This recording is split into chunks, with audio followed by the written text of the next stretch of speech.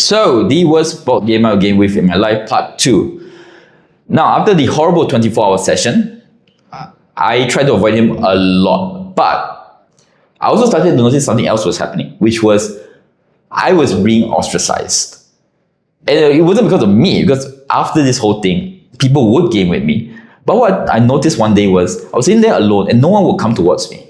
And then Y came up the staircase, because this place is on the second level. And he came up and he turned around, he said, "Hey Ben, how you doing?" The minute he did that, I turned my head and everybody, for the most part, did this. Because they didn't want to be involved in our table at all. So basically, I was ostracized through association. Because they knew if they game with me, they might game with him. And so I knew I had to do something about this. But I was still new, so I didn't want to take the nuclear option. Anyway, at some point, we do find ourselves gaming together again. And this game was called Shadows over Camelot. Now, if you know Shadows over Camelot, it is a cooperative game where sometimes there's 0, 1, or 2 traitors in the game. So we're playing it, and Y takes his turn.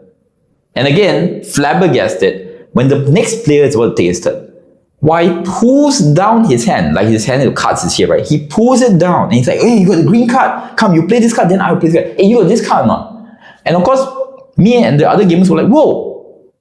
You can't alpha game like that." Alpha gaming basically is when a person tells everybody how to play their whole turns, especially in a cooperative game.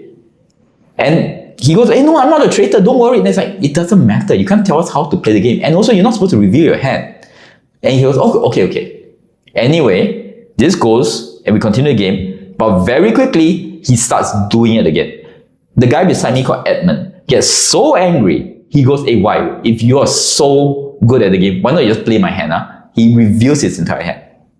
And without skipping a beat, Y goes, "Good idea!" And he starts playing Edmund's hand.